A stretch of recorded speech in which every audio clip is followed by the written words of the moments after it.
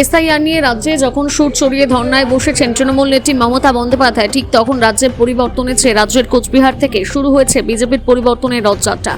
সেদিকে লক্ষ্য রেখে শুক্রবার দক্ষিণ দিনাজপুর জেলার কুশমন্ডি বিধানসভা থেকে শুরু হলো বিজেপির পরিবর্তন যাত্রা। এদিন দুপুর 2টায় পরিবর্তন যাত্রার রথ কুশমন্ডিতে পৌঁছানোর কথা থাকলেও 3 ঘন্টা দেরিতে বিকেল 5টা নাগাদ সেখানে পৌঁছয়। পরিবর্তন যাত্রায় উপস্থিত ছিলেন উত্তর মালদার সাংসদ খগেন মুর্মু, রায়গঞ্জের সাংসদ কার্তিক চন্দ্র পাল এবং মালদা বিভাগের দায়িত্বপ্রাপ্ত বিজেপি নেতা শঙ্কর চক্রবর্তী, পরিবর্তন যাত্রার দায়িত্বে থাকা নীলাঞ্জন রায় এবং জেলা নেতৃত্বরা।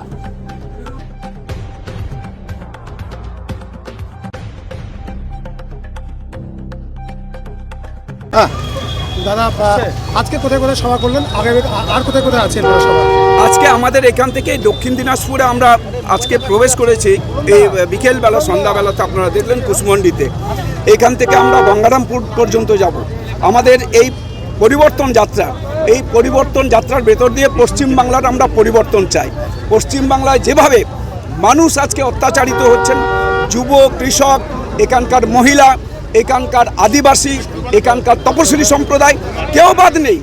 সারা আমার বাংলার সমস্ত মানুষ তারা অশান্তির মধ্যে আজকে বাস করছে। প্রত্যেকটা মানুষের অধিকার পুরোপুরিভাবে আজকে হরণ করা হয়েছে।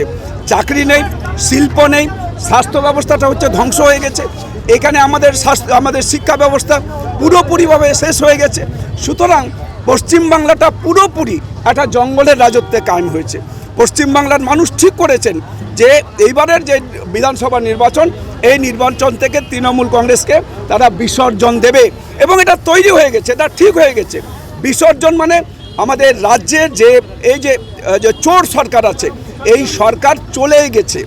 দিদি যাচ্ছে, ভারতীয় জনতা পার্টি আসছে।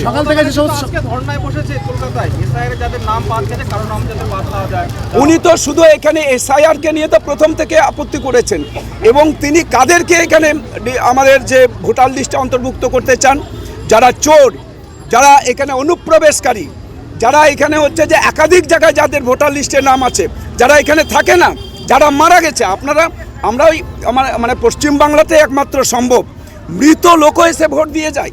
আর পশ্চিমবাংলাতেই আমাদের সাতটা ধৃতরাষ্ট্র আছে, যার 100-র বেশি হচ্ছে সন্তান আছে। এটা পশ্চিমবাংলায় সম্ভব। তাদেরকে ভোটার লিস্টে অন্তর্ভুক্ত করতে চাইছেন, তার জন্যই উনি এই সমস্ত ধর্ণা মর্ণা করছেন। এটা কোনো লাভ হবে না।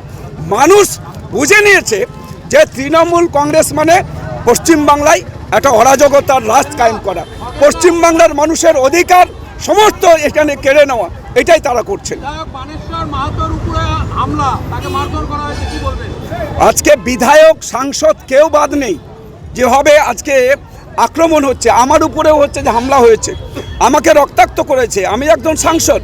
অন্যদিকে আদিবাসী একজন হচ্ছে আমার জনজাতীয় মানুষ, আমাকেও আক্রমণ হতে হয়েছে, আমাকে আক্রান্ত হতে হয়েছে, রক্ত ঝরিয়েছে। এখনও আমি অসুস্থ, পুরোপুরিভাবে সুস্থ না।